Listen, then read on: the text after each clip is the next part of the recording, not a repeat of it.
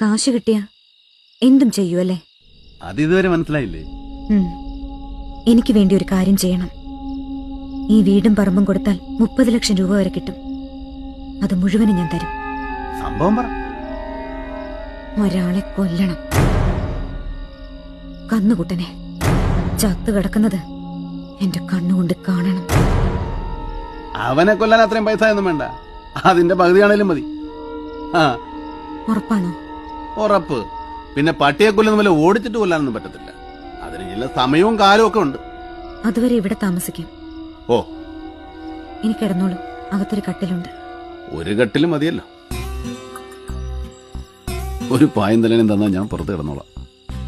അത് വേണ്ട, പുറത്ത് ഭയങ്കര തണുപ്പായിരിക്കും. ഏയ്, അങ്ങനെ തണുപ്പുണ്ടാ കോച്ചി പോകുന്ന ശരീരമൊന്നും അല്ലേ ഇത്. പിന്നെ ഇവിടെ ഒറ്റയ്ക്ക് ഭയങ്കര ബോറാ.